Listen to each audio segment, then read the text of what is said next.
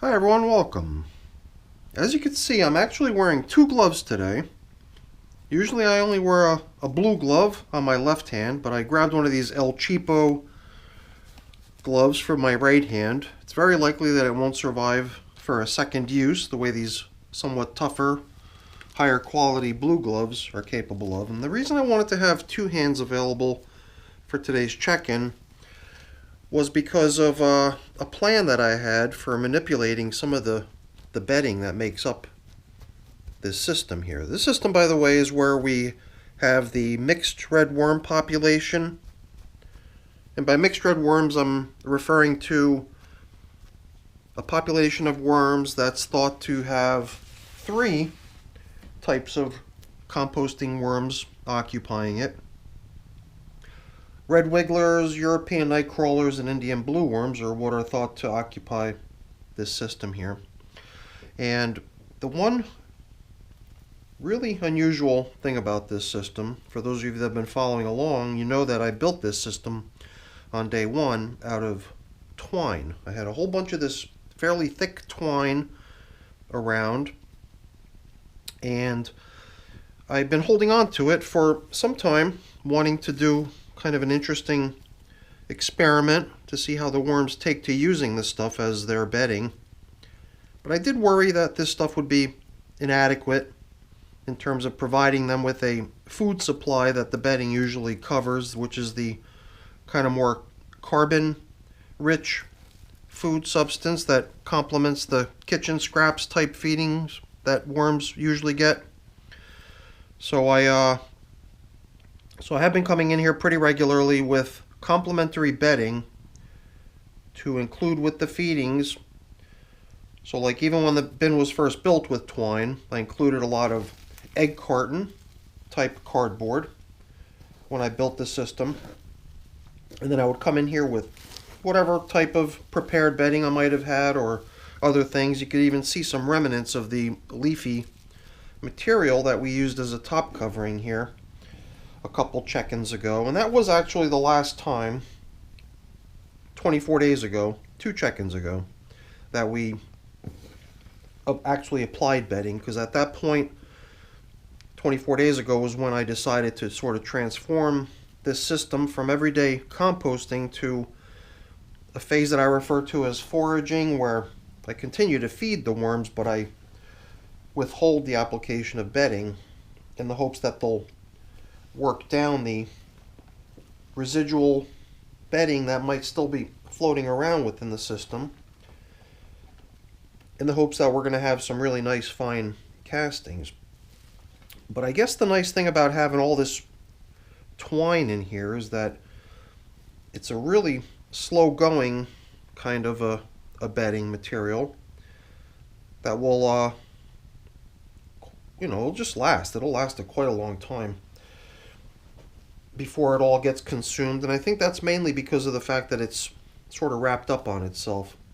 So I mean, you could see this piece of material, you can imagine worms accessing this from all directions, but all the material that makes up the twine inside that's sort of obscured from access is just going to remain protected from worm composting activity until the worms can work down the outer layers and get down to some of the shielded materials that are deeper within this twist.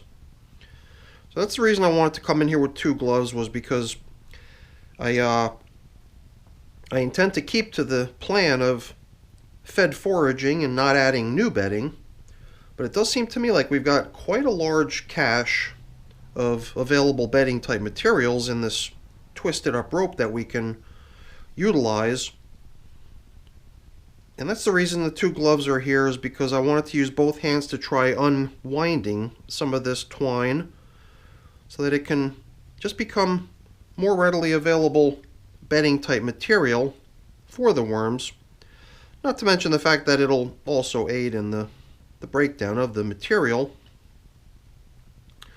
I am still trying to extend my little pinky here so that I could use that as my controlling finger for my remote control app on my smartphone, so I can manipulate the camera's controls that way. Otherwise, when I get to the end of this check-in, I would have to just sort of peel a glove off to be able to control my camera without making a big mess. But I did worry about the way this twine behaves as you start unraveling it, because as you start to untwist, or at least unwrap, the wound material begins to twist around, and I didn't want it flopping all over the place, spreading filth all over the place. Like even here, you can even see how well this twine has been protected from any sort of composting activity by being wrapped up on itself. So I wasn't really going to go too crazy trying to rip apart every single piece of twine that I encountered, but I figured if, as a matter of course, we could just do it to some of the material that we encounter along the way without consuming a great deal of time, then it would be almost as if we had added new bedding, but all we're really doing is taking existing bedding that's already in the system and sort of unlocking it as a more accessible material for the worms to utilize, rather than just letting it sit there idle, protected from worm composting activity. So in my mind, it seems like every larger piece of twine that I encounter has the potential to be unwrapped twice. So that large piece unwrapped into 3 pieces like this, but then in the opposite direction, twisted the other way, each of these can further get untwisted into 3 more component pieces, and then after that, what's in here is really just no longer 3 separate bits of material, but more like just a whole bunch of individual strands of varying lengths. And I didn't really intend to take each piece down to that level of sort of unwinding each large piece twice. I figured perhaps if I did encounter a larger piece here and there, then I would at least unwind it to the point where it's got those 3 smaller component pieces, and then perhaps at some future point in time we could further aid the material in becoming unwound and more readily accessible as bedding for the worms to utilize.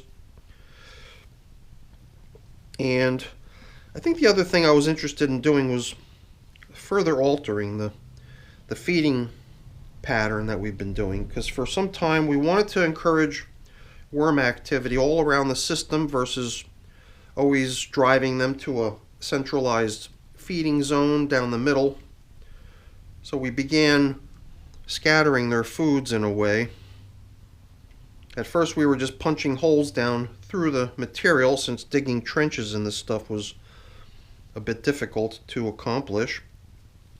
But then later on, it started to seem like it was more and more possible to actually dig a trench in this stuff. But instead of following suit with what we'd been doing in terms of switching around the direction of the trench, because like last time I believe the trench was actually going this way, so if we were to dig down right around here is where we would find the spot where the most recently added food was, which was 2 weeks ago at this point, 14 days ago. And then prior to that, 10 days prior, 24 days ago, the feeding had been applied this way. So here I'm already starting to bump into some of the leftovers from the last feeding. I was reluctant to apply the last feeding since I came down here with so much food, and I did encounter some leftovers which gave me pause, made me second guess whether I wanted to apply the entire quantity of food that I'd come down here with. And then I started taking a closer look at it, and it did start to appear to me like the majority of the things that were still lingering as leftovers were pieces of lemon or lime or some sort of citrus, and I believe that that's the first thing I bumped into here, which was a piece of orange peel, which I know the worms definitely enjoy, but it is one of those things that I think takes them a little bit longer, so to find it as leftovers is not too surprising. Alright, so we're already about 10 minutes into this check-in, and I've not even given them their food yet. Because I did want to take a little extra time on trying to start working this twine down a little bit into thinner pieces, smaller pieces that are going to more readily break down, but I wanted to also do so without creating a huge mess. So that's part of the reason I'm sort of going easy, because I could just sort of yank these two pieces here and it would send that tail spinning and sending castings all over the wormery here, and I don't feel like giving myself a big huge cleanup job at the end here, so I'm definitely refraining from getting too overzealous in here. But I think we've done a good job, you know, liberating some of this obscured twine from being so inaccessible. Even if we take a large piece and break it into 3 separate pieces, I believe that's going to be a benefit. But I think it's time to get on with this check-in before it ends up being a War and Peace saga. So why don't we proceed? Now, all right, this is the seed from a mango. And it's tough. I can't seem to budge it, but that's okay. I can't resist trying when I encounter one that I know has been in the bin for a while. And since I can't remember when I fed it to the worms, I have to assume it's been a while. But we've accumulated a nice pile, a nice collection of kind of rope pieces over here. And I've been sort of working my way from this side over to that side. Very slowly, I'll admit. But I thought that today's feeding would get set up as sort of a wedge. Not so much that the feeding is getting set up as a wedge, but it's more like the actual overall configuration of the system is going to get set up as a wedge. And it seemed to me like if we could push material over and then set up the feeding zone with only twine, then what we can sort of end up with is a space into which we can continue loading unwound or just collected bits of twine on the feeding side, and then in future check-ins we could just sort of plow through the material, try to pick out large pieces of twine, unwind them a bit, and continue adding to the feeding zone. So I think I should stop here. I couldn't resist taking this large piece because most of the large pieces seem to have come unraveled for the most part. Well, I don't know if most is the right way to describe it. I'm sure there's quite a bit of it still in here.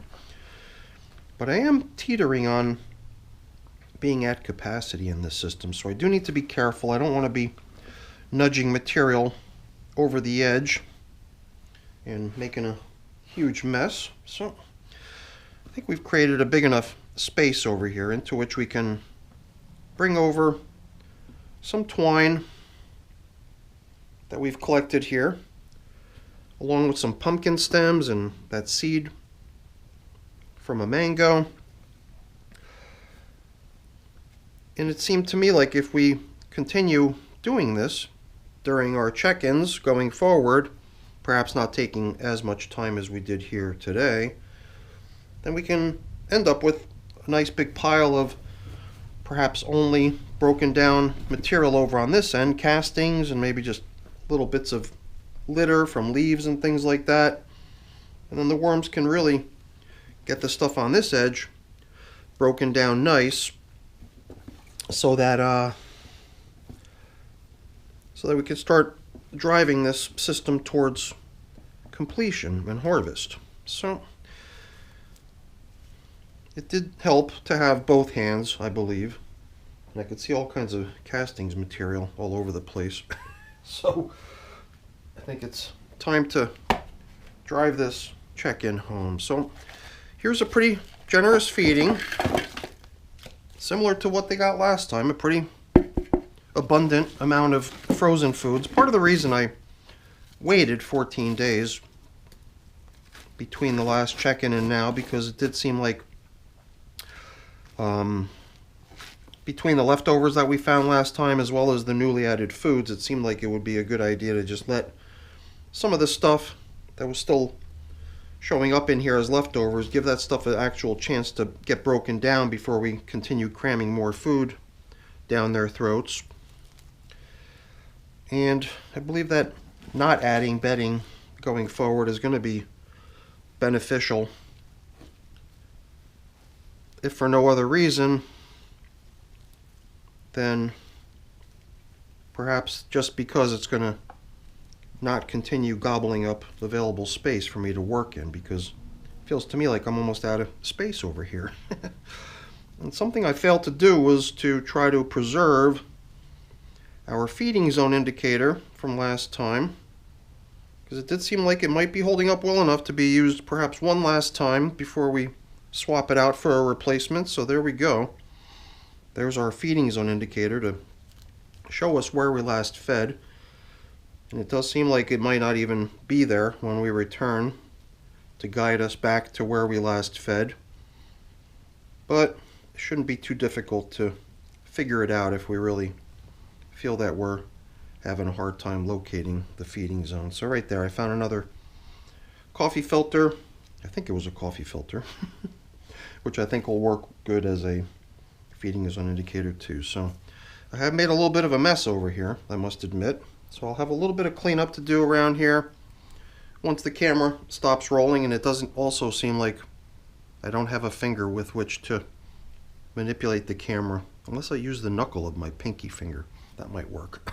I guess worst comes to worst, I could always lean over and use the tip of my nose to hit the button.